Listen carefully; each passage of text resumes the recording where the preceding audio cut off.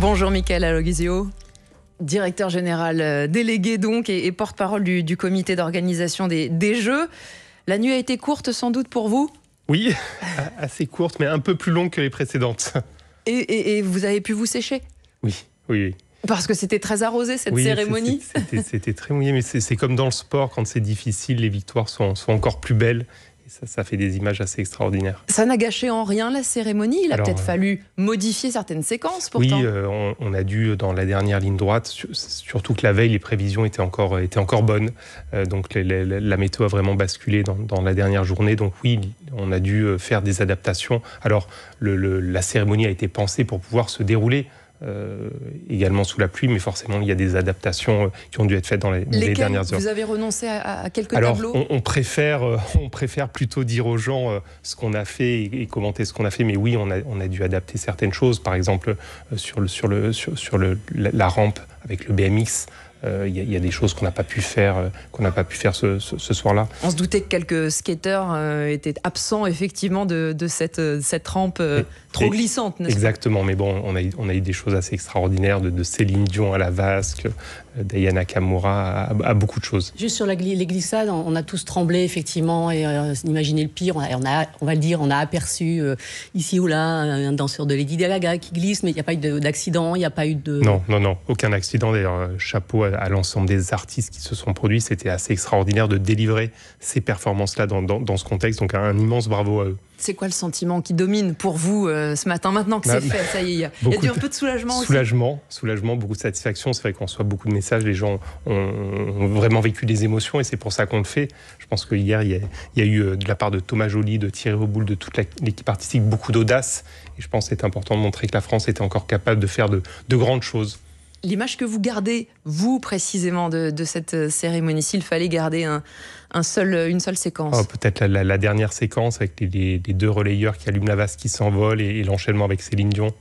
Le choix de ces deux relayeurs, Teddy Riner et Marie-Jo Pérec, d'abord vous le connaissiez, vous ? Oui. Vous ne deviez pas être nombreux ? Non. Combien ? Non. Très peu. Très peu. Puis c'était vraiment le choix de Tony Estanguet qu'il a fait. Il a prévenu les athlètes le jour même. Réaction ? Beaucoup d'émotions, notamment chez Marie-Josée Pérec. Qui devait s'y attendre ou pas oser l'espérer, pas oser y croire ? Je pense que pour des athlètes comme Teddy Riner, comme Marie-Josée Pérec, qui ont marqué l'histoire du sport français, forcément, ils se disent qu'ils ont leur place dans ce genre de moment. Mais ils savent aussi qu'il y a d'autres grands champions. Donc je pense que c'est une satisfaction, c'est une reconnaissance de tout ce qu'ils ont apporté. Et c'était important pour Tony Estanguet de faire en sorte que cette dernière séquence, elle mette à l'honneur ceux qui ont écrit l'histoire des Jeux Olympiques pour notre pays, et notamment Teddy Riner et Marie-Josée Pérec. Ça, c'est relativement consensuel, Marie-Jo Pérec, Teddy Riner. Il y a ce tableau de la France multiculturelle, très, très inclusive, qui en revanche fait réagir, notamment à l'extrême droite, vous l'avez peut-être vu, mais pas seulement, mais je cite simplement Marion Maréchal sur Twitter. Difficile d'apprécier les rares tableaux réussis entre les Marie-Antoinette décapitées, le trouble qui s'embrasse, les drag queens, l'humiliation de la garde républicaine obligée de danser sur du Aya Nakamura. Qu'est-ce que vous leur répondez à tous ceux qui ont été troublés ? On est un pays de culture, de toutes les cultures. Je pense qu'on a fait le choix de Thomas Joly, un directeur artistique qui est audacieux, qui avait envie de mettre à l'honneur cette diversité. Et nous, notre vision, c'est qu'on considère que cette diversité, c'est une richesse, qu'il faut l'accepter. Et c'est aussi ça, la cérémonie d'ouverture des Jeux Olympiques, c'est de faire en sorte qu'elle reflète beaucoup de diversité. Alors bien évidemment, on a conscience que dans les gens qui regardent la cérémonie, certains vont préférer des moments, d'autres vont préférer d'autres moments, mais on a envie de mettre à l'honneur la France dans toute sa diversité, y compris celle-là. Et juste les drag queens qui rejouent la scène, c'est-à-dire le dernier repas de Jésus, c'est quoi ? Le blasphème fait partie de la culture française aussi ? Pas du tout, c'est un catwalk. Ça a commencé par un défilé qui s'est transformé en piste de danse.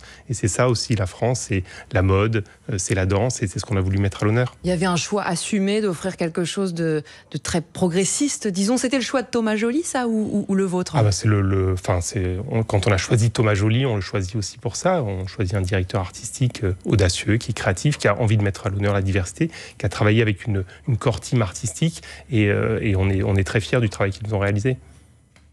Et on évoquait la pluie tout à l'heure, qui a pleinement fait partie du spectacle aussi, n'est-ce pas?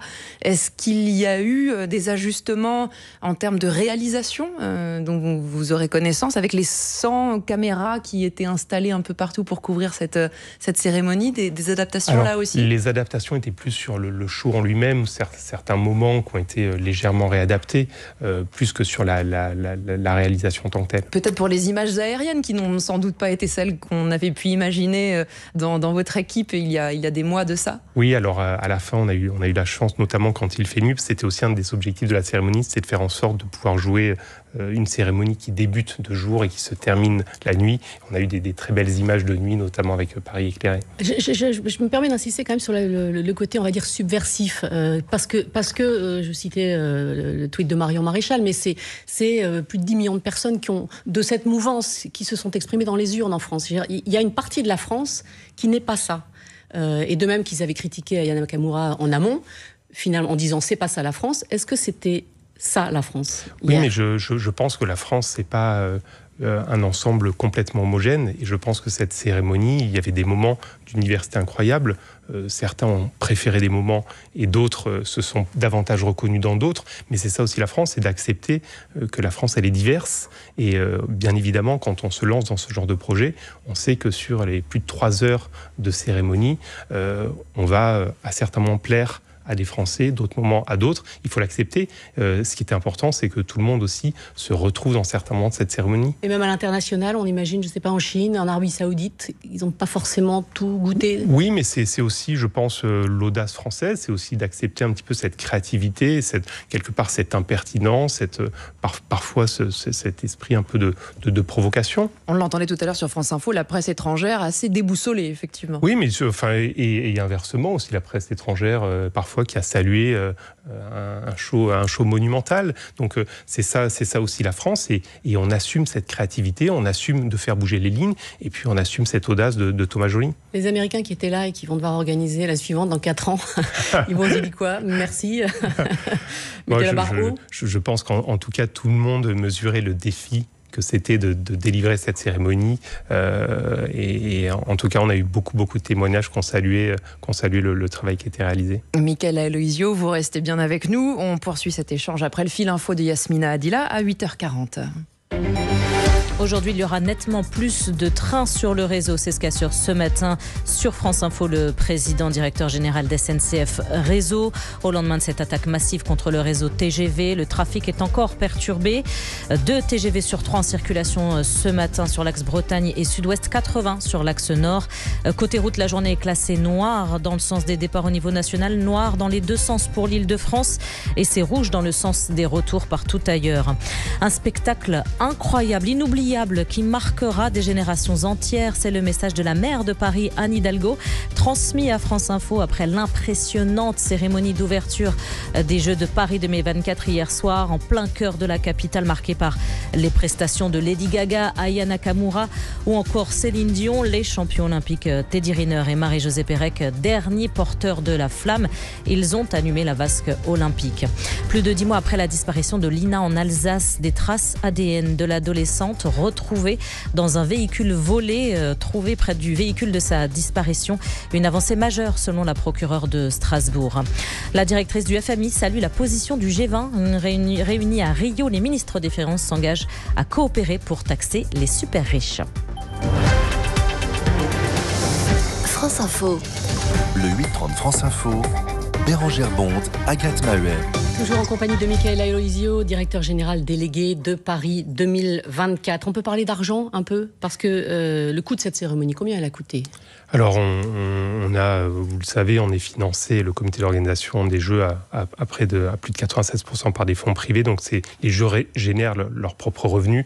Donc, on ne communique pas spécifiquement sur le coût de la cérémonie. Alors, le Canard enchaîné publie un 122 millions d'euros cette semaine. Est-ce que c'est exact? On ne commente pas les chiffres. Par contre, dans le Canard enchaîné, les chiffres étaient faux sur le fait que, je crois qu'il précisait qu'elle avait coûté beaucoup plus cher. Ils disent 3 fois plus que Londres, effectivement. Oui, c'est pas exact. 36 millions. C'est important quand même.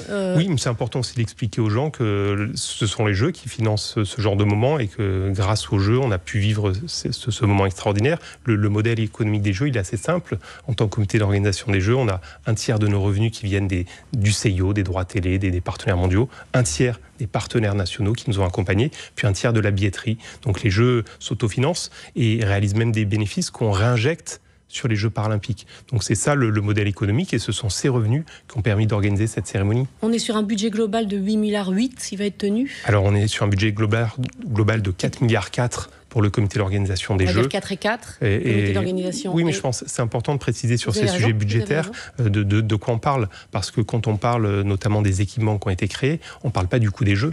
Ce sont des équipements qui ont été construits pour les habitants. Quand on parle du village olympique, quand on parle d'équipements sportifs qui ont été rénovés, à l'occasion des Jeux, on les utilise. Quelque part, on est les premiers locataires pendant 3 semaines, mais ce sont des investissements qui sont réalisés pour les populations. Aujourd'hui, ce qui a été construit, c'est du logement Seine-Saint-Denis. Ce sont des équipements sportifs qui ont été rénovés. Ça n'est pas le coût des Jeux. C'est le coût de l'aménagement du territoire. Avec une part quand même non négligeable de fonds publics. Là aussi, il y a beaucoup de chiffres qui circulent. 2,3 milliards comme annoncé, ou plutôt 3 ou 5, comme le dit Pierre Moscovici, le premier président de la Cour des comptes. Je laisserai l'État commenter, mais des retours que j'ai, c'est beaucoup moins que ça. Si on prend l'exemple de la sécurité, qui est régulièrement commenté, l'État n'embauche pas de nouveaux fonctionnaires de police pour les Jeux Olympiques. C'est une question de mobilisation. Alors bien évidemment, ça a un coût additionnel. Parce que quand vous vous concentrez sur des événements comme ça, il y a, à commencer par des primes, des coûts additionnels. Mais oui, c'est bien moins important que ce qui a été annoncé. On peut parler sécurité, justement. Avec vous, vous avez suivi sans aucun doute et de près les sabotages à la SNCF quelques heures seulement avant la cérémonie d'ouverture. Ça a changé quelque chose en termes de mesures supplémentaires prises pour assurer la sécurité ? Non, parce que les niveaux de sécurisation étaient déjà absolus. J'en profite pour saluer le travail de l'ensemble des forces engagées pour sécuriser ce moment et pour sécuriser les Jeux.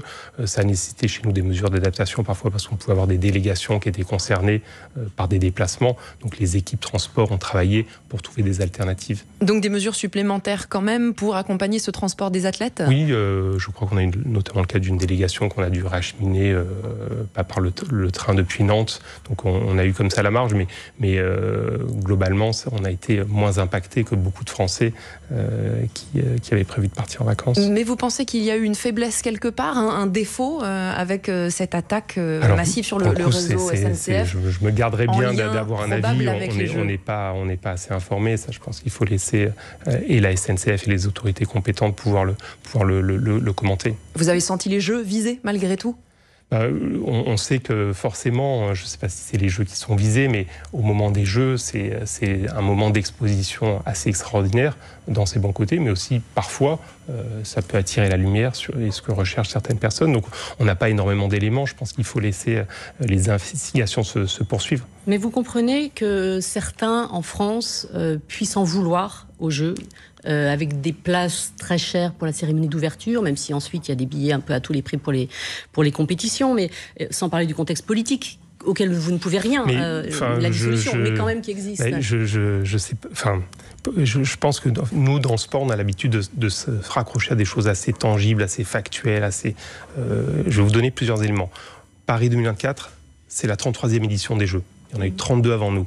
On a battu le nombre de billets vendus à l'occasion des Jeux, qui étaient détenus par Atlanta. C'est pourquoi je vous dis ça, parce que oui, nous on sent l'enthousiasme.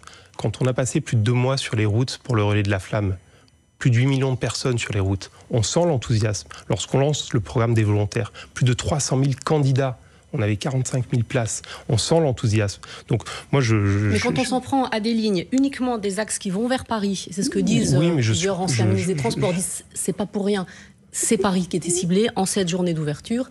On peut ajouter, il y a d'autres facteurs. Oui, mais qu'il y ait des gens mal intentionnés, qu'il y ait des gens, je ne suis pas certain en plus, soit des gens qui en veulent au jeu dans l'absolu, qu'il y ait des gens mal intentionnés, qu'il y ait des incidents, bien évidemment. Après, il faut aussi voir tous les gens qui s'engagent, qui sont positifs, qui sont enthousiastes. On l'a vu, avant la cérémonie d'ouverture, les compétitions ont commencé 2 jours avant. Le Stade de France était plein. Bien sûr. Plein. Je ne sais pas si vous avez vu les images au Vélodrome à Marseille, qui était complètement dingue. Le stade à guichet fermé pour le premier match de l'équipe de France de foot. Donc c'est ça aussi qu'on retient. Bien évidemment, il peut y avoir des incidents. On n'a pas forcément tous les éléments pour les commenter et on se garde bien de le faire. Mais ce qu'on retient, nous, c'est qu'il y a une envie très forte de jeu. Il y a un enthousiasme dans les stades qui était unique, beaucoup d'émotions hier et beaucoup de fierté autour de cette cérémonie. Puis maintenant, Tony Estanguet l'a rappelé, les Jeux appartiennent aux athlètes pendant 15 jours et on espère beaucoup de médailles de nos athlètes français. Tout à l'heure, vous évoquiez la vasque allumée effectivement par Teddy Riner et Marie-Josée Pérec hier soir, les 2 derniers porteurs de la flamme. On sait déjà ce que va devenir cette montgolfière, la surprise également de cette cérémonie. Montgolfière qui s'est élevée au-dessus des Tuileries. Est-ce qu'elle a vocation à rester après les Jeux ? Alors, ça n'est pas prévu. Pour l'instant, ça n'est pas prévu. Non, je peux pas vous en dire plus. Non, on ne sait pas. Elle est prévue. Elle a été prévue pour durer la période des Jeux, cette montgolfière. Elle a été pensée pour ça. D'ailleurs, les gens pourront en profiter. Ils pourront aller voir dans le jardin des Tuileries. Il faut penser à réserver sa place. C'est gratuit. Mais pour pouvoir gérer les flux, il faut réserver sa place. Et elle a été pensée pour la période des Jeux, donc il n'est pas prévu qu'elle reste à l'issue des Jeux. Mais pendant l'intégralité des Jeux, avec peut-être une interruption avant les Jeux paralympiques, puis à nouveau pendant les Jeux paralympiques, elle sera relevée la nuit, c'est ça, le soir ? Exactement, en fait, elle redescend et elle remonte. Donc les gens pourront aller suivre. D'ailleurs, ceux qui cherchent des informations, vous pouvez aller sur notre site. Vous aurez notamment la possibilité d'avoir toutes les informations sur les horaires pour aller admirer la vasque. Et puis, vous pourrez réserver votre place pour aller au Jardin des Tuileries. La Seine sera-t-elle baignable mardi pour l'épreuve de triathlon ? Eh bien, normalement, oui. Je vous pose la question parce que c'est une info France Info. L'eau de la Seine n'était pas de qualité suffisante le 17 juillet dernier lorsqu'Anne Hidalgo s'est baignée avec Tony Estanguet, avec le préfet de région, Marc Guillaume. Et on a aussi appris hier que la Seine était baignable 6 jours sur 7. Alors vous allez me dire c'est de mieux en mieux, mais il y a eu une journée au milieu avec des fortes pluies. Et donc, on n'aurait pas pu se baigner. Oui, et c'est pour ça qu'on a des jours de contingence. Donc, en cas de problème, vous l'avez dit, parfois la Seine peut être baignable 6 jours sur 7. C'est pour ça qu'on a des jours où, si on a un problème, on peut décaler. Mais les indicateurs de ces derniers jours sont bons. Malgré la pluie, la Seine devrait être baignable. Je vous parle de mardi. Il y a des épreuves mercredi. Il y a des orages annoncés mercredi à Paris. Ça veut dire qu'il faut reporter dans ce cas ? Non, ça veut dire que pour l'instant, les indicateurs sont bons, malgré notamment la pluie de ces derniers jours. Après, on sait aussi qu'on a cette possibilité-là de reporter en cas de difficulté. Vous avez des nouvelles d'Anne Hidalgo ? Elle va bien après cette baignade ?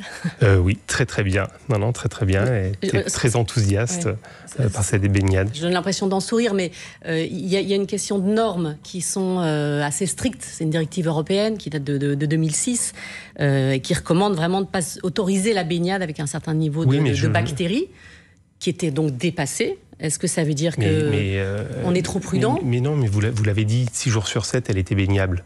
Je crois que sur les derniers relevés qu'on avait, même avant ça, elle devait être baignable plus de 10 jours sur 11. Donc, ce qu'il faut retenir, c'est qu'avec les Jeux Olympiques, dans les Landes des Jeux Olympiques, il y a eu un travail extraordinaire qui a été fait par l'État, par la ville de Paris, par un certain nombre d'acteurs publics, pour améliorer la qualité de l'eau et la rendre baignable. Ça a été un énorme travail, ça a porté ses fruits et ça va continuer à s'améliorer. Donc oui, tout n'est pas encore parfait, mais ce qu'on retient, c'est que la Seine est baignable, que ça n'était plus le cas depuis de nombreuses années et qu'on va avoir des athlètes qui vont se baigner. Donc oui, les épreuves se dérouleront bien dans la Seine. Mais donc ce report en cas de nouvelle dégradation de la situation, il est envisageable quand même ? Ah oui, il est envisageable. On a des plans de contingence qui sont prévus justement pour ça, pour pouvoir absorber des jours de retard liés notamment à la météo ou à la qualité de l'eau. Et dans quel cas vous prendrez le plan C qui est de se rabattre sur le plan d'eau de Vers-sur-Marne, qui est en Seine-et-Marne, qui n'est plus le même attrait qu'en plein Paris ? Oui, c'est le site de canoë-kayak et d'aviron des Jeux Olympiques, donc c'est un site assez extraordinaire. Et oui, on a cette alternative en cas de difficulté, parce qu'on sait que les Jeux se déroulent du 26 juillet jusqu'au 11 août et qu'on doit pouvoir tenir les épreuves dans ce calendrier-là. Et chaque épreuve doit pouvoir se tenir, donc on a forcément un plan B pour que les épreuves se tiennent.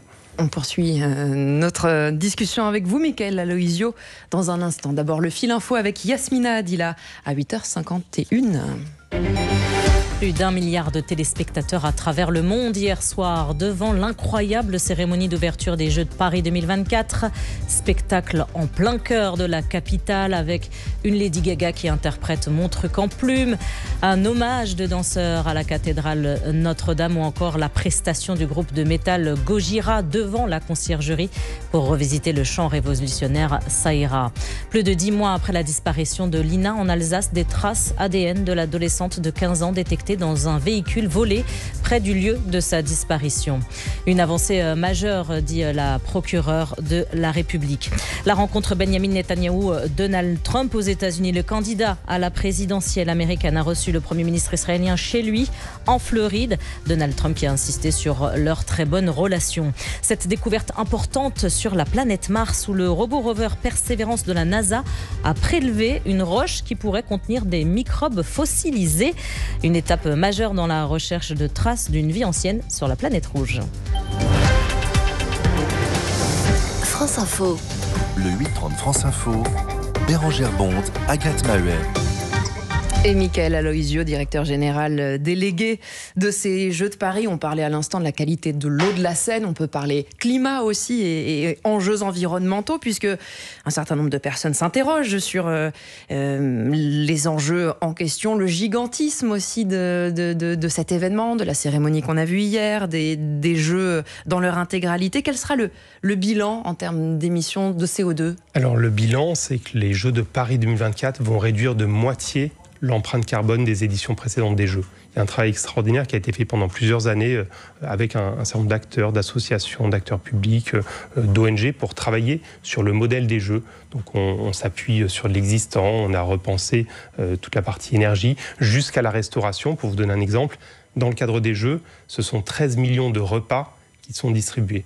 On a travaillé pour réduire de moitié l'empreinte carbone de l'assiette des Jeux. Donc on a fait ça sur l'ensemble des sujets et ce seront les premiers Jeux à réduire de moitié leur empreinte carbone. Mais vous ne parlez plus des premiers Jeux à contribution positive comme c'était annoncé il y a 3 ans par le comité. Alors c'est toujours l'ambition. Après dans les usages, les experts nous recommandent de ne pas utiliser ces termes-là.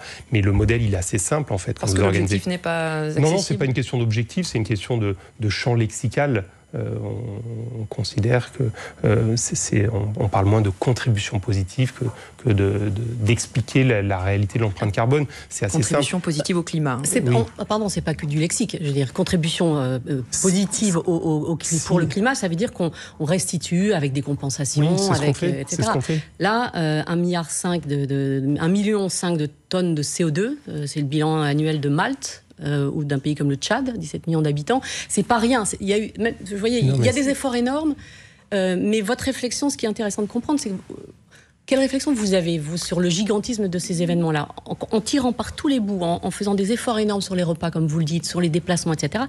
On n'y arrive pas quand même. Ça reste une contribution conséquente au réchauffement climatique. Le modèle des Jeux, forcément, quand vous organisez ce genre d'événement, ça a une empreinte carbone.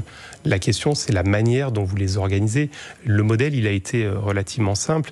Il y a eu tout un travail en amont des Jeux pour éviter. Donc toute la réflexion sur l'utilisation de l'existant, sur le modèle des Jeux qui a été poussé à l'extrême, on s'appuie sur un modèle à plus de 95% basé sur des équipements existants ou temporaires. Le deuxième sujet, ça a été de réduire tout ce qu'on ne savait pas éviter. L'exemple de l'assiette des Jeux, oui, on distribue 13 millions de repas dans le cadre des Jeux, et ça, on en a besoin. Donc la question, c'est pas de supprimer ces repas, la question, c'est la manière dont on les délivre. C'est les épreuves à Tahiti, par exemple. Non, les épreuves à Tahiti pèsent pour presque rien, c'est une centaine d'athlètes. Globalement, c'est des déplacements tout le temps. Non, mais les épreuves à Tahiti pèsent très peu, on a fait le bilan carbone de ça, on a des athlètes qui viennent, en plus, en général, de ces parties du monde. Donc le sujet du surf à Tahiti n'est pas un sujet de bilan carbone. À l'échelle des Jeux, ça n'est absolument pas le sujet. Le sujet des repas ou d'autres sujets en est un. Et donc on a travaillé là-dessus et ensuite à la fin on vient compenser ce qu'on a pu ni éviter ni réduire. Et c'est ça le modèle des Jeux. Et on est plutôt fiers que les Jeux servent aussi de locomotive pour l'ensemble des grands événements, pour remettre sur la table une nouvelle façon de penser ces événements. La question va se reposer avec les Jeux de 2030, puisque la France les a obtenus sous réserve de donner des garanties financières. Là aussi, ça grogne pas mal. Et notamment parce que c'est encore plus frappant sur l'hiver. L'an dernier, il a fallu ramener de la neige par camion pour la Coupe du Monde de biathlon au Grand Bornand. Alors, laissez-nous profiter pendant 15 jours des Jeux de Paris 2024. Mais on n'a pas tous les jours un représentant de l'organisation des Jeux, et c'est une réflexion qui compte, qui est importante. Je suis représentant des Jeux de Paris 2024. On est très fiers que la France puisse prolonger cette grande aventure olympique avec 2030. Laissez-nous profiter pendant 15 jours des épreuves des athlètes. On a des épreuves qui commencent aujourd'hui.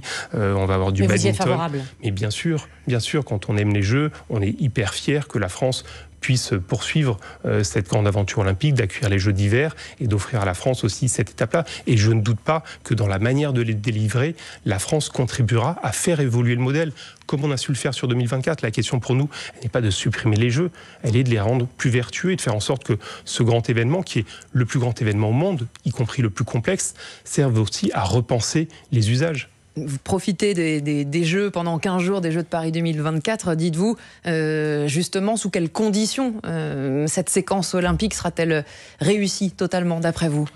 Alors, s'il y a de l'enthousiasme, si les Français répondent présents, mais là encore, les indicateurs sont bons. On parlait tout à l'heure de la billetterie.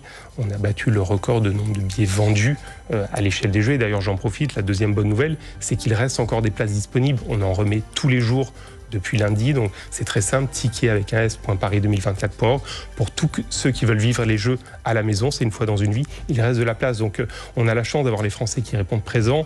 On l'a vu, de très très belles ambiances dans les stades sur les jours qui ont précédé la cérémonie, puis on espère des médailles, et là la fête sera pas belle, elle sera totale. Votre pronostic, l'équipe dit, le journal L'équipe, 75 médailles dont 28 en or. Alors vous mouillez. Moi, ce que je n'en sais rien, ce que je dis, c'est que je suis persuadé que la France va battre son record. Pour moi, c'est évident que la France va battre son record de nombre de titres. Vous savez, dans le classement olympique. Ça fait quoi, 50 de titres, vous dites ? De titres, parce qu'en fait, le classement olympique se fait d'abord par les médailles d'or. Donc ce qui est vraiment important, c'est le nombre de médailles d'or, c'est ce qui fera le classement de la France à la fin. Donc on dit le top 3. Et je suis persuadé que la France battra son record, et on espère se rapprocher de ce top 3. Défi lancé en tout cas. Mickaël Aloisio, merci beaucoup, porte-parole du comité d'organisation des Jeux Paris 2024. Merci d'avoir accepté l'invitation de France Info. Merci Bérangère Bonte. Nous on se retrouve dans quelques minutes pour les informés des Jeux avec Cédric Guilloux, Martin Baumer et nos informés Jean-François Lamour, Guy Akoseberi, nos consultants escrime et rugby de France Info. À tout de suite.